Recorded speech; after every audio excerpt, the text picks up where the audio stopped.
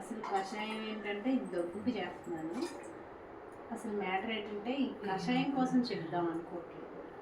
ఏంటంటే ఈ మధ్య పొయ్యి మీద పాలు పెట్టి మర్చిపోయి మాడిపోయి ఏది పెట్టినా మర్చిపోతున్నాం.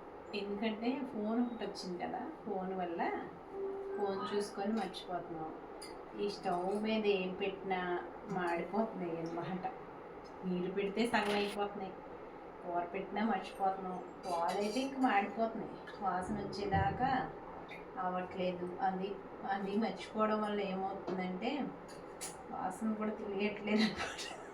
ఈ ప్రాబ్లం నా ఒక్కదాన్నే కాదు, ప్రతి లేడీస్ది పొయ్యి మీద పెట్టేసి మర్చిపోవడం మాడిపోవడం జరుగుతుంది. గ్యాస్ ఏమో సగం సగం రోజుల్లో గ్యాస్ కటం ఇలా మాడిపోయి, ఆ తర్వాత నా ఒక్కదానికే కాదు ఈ ప్రాబ్లం, అందరికీ ఉంది.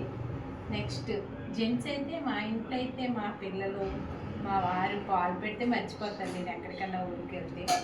అది ఆ మరుసటి రోజు మేము కూడా అలాగే మర్చిపోయామంటారు.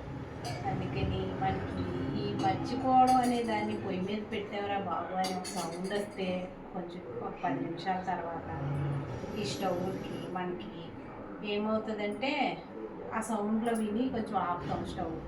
స్టవ్ ఆపడానికి వస్తాం కదా. అందుకని మీరు ఏం చేస్తారంటే ఈ ప్రెస్టేజ్ బటర్ఫ్లై స్టవ్లో ఉంటారు కదా, కొద్దిగా నా ఐడియాని కొంచెం విని అదేదో ఆ టైమరో ఆ సౌండ్ వచ్చేదో ఏదో ఒకటి పెట్టండి ఈ స్టవ్కి.